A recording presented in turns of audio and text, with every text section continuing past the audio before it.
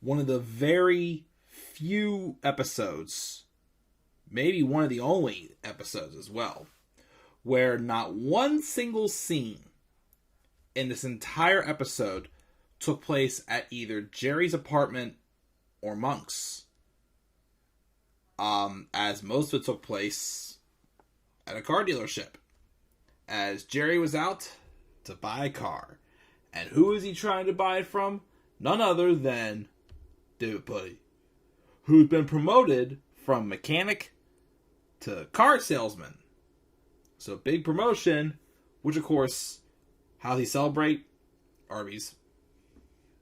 All signs point to yes, which we actually learned that one in the next episode of Reverse Peephole. But the dealership is a good episode. I like this episode because of, we have George, who's skeptical of salesmen, and then he has all these commotions over a Twix bar. We have Jerry, who unfortunately gets stuck with another Puddy and Elaine breakup, and the breakup causes the deal he was trying to get on the car. And then Kramer's doing Kramer antics again, trying to, waste as much free gas as possible, just to see also how much farther past he can go past the E for empty gas, with another car salesman named Rick. How did all this come about? So again, most of the episode took place at a car dealership. Again, Puddy has been promoted from mechanic to salesperson. George, though, again, is warning Jerry, how these salespeople try to add on these extra fees to their bill and whatnot. And he's skeptical or crazy. Of course, Elaine and Puddy are still doing some things, such as, they went out to lunch at Arby's to celebrate. They even went to make some copies in the salesman-only part of the office with the Xerox machine.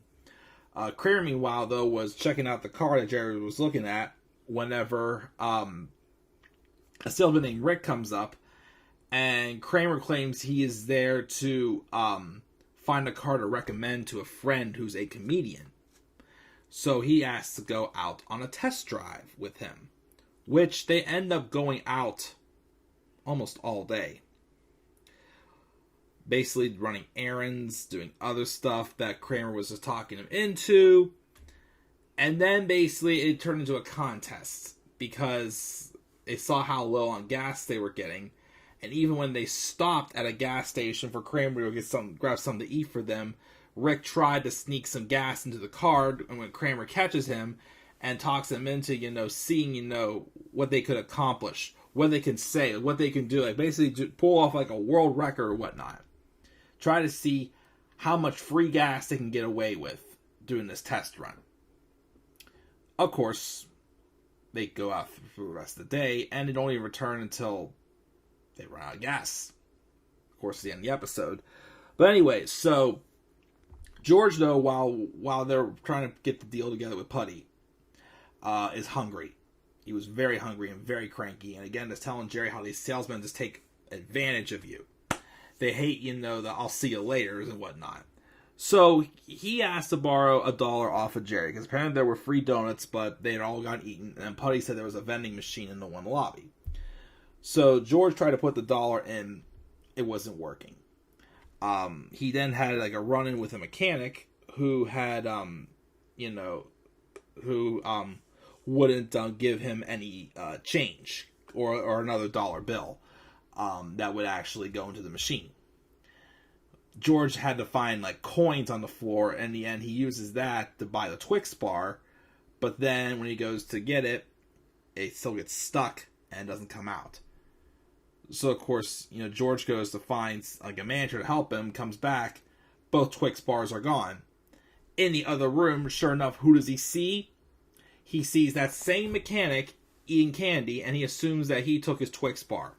And George just went ballistic over a Twix bar because of how hungry he was. And he tried to file a complaint. Everybody just laughed him off. He even tried to, have like a candy lineup. Everybody just ended up eating all the candy, including that same mechanic. So he basically got nowhere, and basically just inadvertently gotten taken advantage of. Even though he can't prove that he was purposely taken advantage of, and that the guy took his Twix bar. He was crabbing all day. Meanwhile, Elaine and Putty get into a fight, and they break up again. And then when Jerry sits down with Putty, Putty starts, adding on all this other stuff in there. Basically treats him like a regular customer instead of a friend. So then Jerry calls Elaine, tries to bribe her in some way to get back together with Putty. Of course, this is the first time where Elaine uses the, "Who is this?" whenever he calls. And then Jerry's being George, like freaking out, basically trying to get Elaine to get back together. They basically come to an agreement on what they would do. So then Elaine came back. Jerry put, the car talk aside with Putty. And they came up with like a relationship agreement to agree on a deal.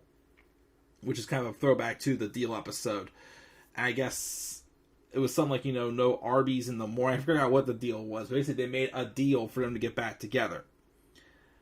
To which, of course, then they're back together. But, of course, they broke up because Putty was doing a high five a lot. And Elaine even mentioned how the high five is annoying, and that's why they got into a fight. That's why they broke up in the first place. But, of course, when they get that resolved, and Jerry's about to buy the car, the deal's supposed to get it, Putty goes, high five. And just like that, he's in the next episode. Just like that, though, Jerry gets no deal on a car. And doesn't get succeed in any way possible that day.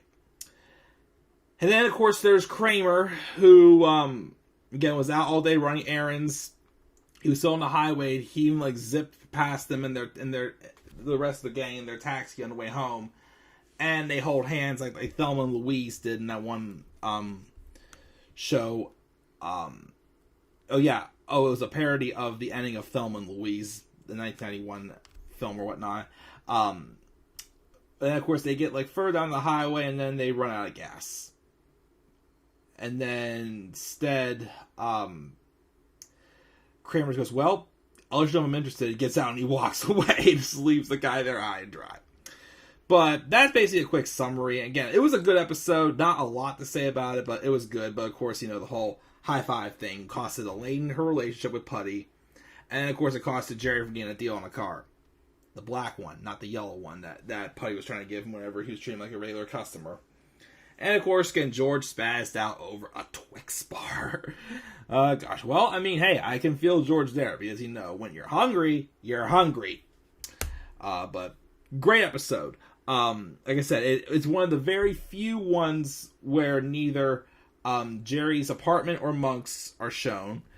Again, the ending to the episode when Kramer and the salesman were holding hands is a parody of the ending of Thelma and Louise.